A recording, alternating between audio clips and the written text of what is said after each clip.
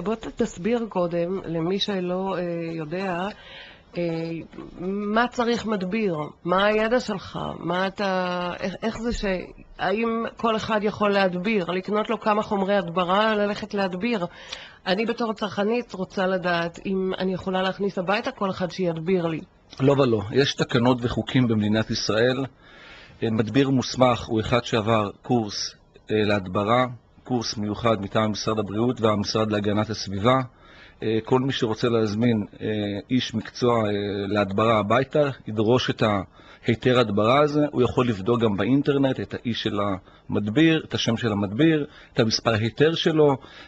נוסף לזאת, אותו מדביר צריך להיות בעל רישיון לעסק וביטוחים מתאימים וכו' וכו'. ואני לא ממליץ להכניס אנשים שהם בלי תעודות והיתרים, כי השימוש ברעל דורש ידע, ומי שאין לו את הידע הזה יכול לגרום לחבלות והרעלות וסכנות מיותרות. ורעל היא מילת המפתח בחשש שלנו בעצם. החומרים האלה הם נראים בעצם מזיקים לא רק למקקים, אלא גם לבני אדם.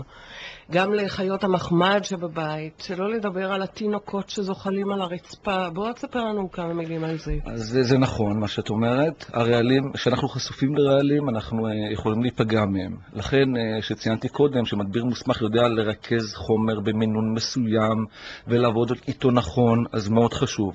יחד עם זאת, פני העולם היום זה ללכת לכיוון ירוק יותר, פחות כימיקלים, ויותר ללכת לטיפול מונע.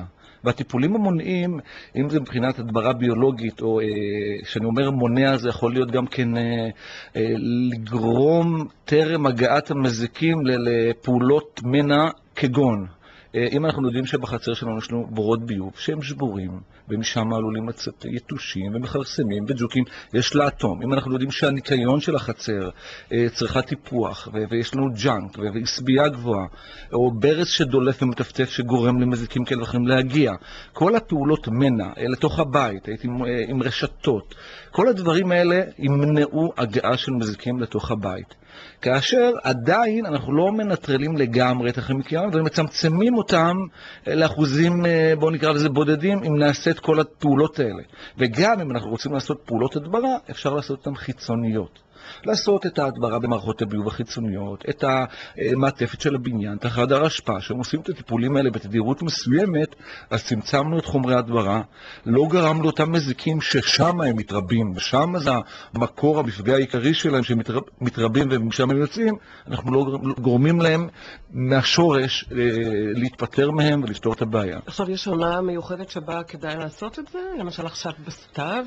בדרך כלל, שהטמפרטורות יורדות וצמחות, אז המזיקים לא שורדים. יש מזיקים ששורדים, יש מזיקים שלא שורדים, אבל אם בוא האביב בחודשים אפריל, מרץ, מאי, אלה חודשים ששם אני ממליץ לעשות טיפולי מנע לפני שהם מתרבים. וכמו שציינתי, הטיפולי מנע יכולים להיות חיצוניים בלבד. יחד עם זאת, היום יש ג'לים מיוחדים שנכנסים, עושים טיפול בבית על ידי ג'לים ולא כימיקלים. הג'לים האלה, הרעילות שלהם שואפת לאפס לאדם, והם נותנים פתרונות מדהימים. וכרגע זה נכנס לשימוש בתוך בתים, זה היה בעסקי מזון, מסעדות, מפעלי מזון, זה נכנס לתוך דירות, כאשר ההתמקדות של אותם חומרים הם באזור המטבח. ששם הרעל לא יבוא במגע עם מזון, אז מתמקדים באזור המטבח בעיקר, וככה פותרים את הבעיה. ולכך צריך איש מקצוע או מספיק ללכת לסופר או לאן ולקנות את זה? איש מקצוע שמבין את החומרים, יודע לטפל בחומרים. דרך אגב, היו ב1 2008 יצאה הנחיה וחוק במדינת ישראל שהשימוש בזרחנים אורגניים מחוץ לחוק. הוא עדיין נשאר בחקלאות, אבל בתברואה הביתית הוא יצא משימוש ואסור להשתמש בחומר הזה יותר.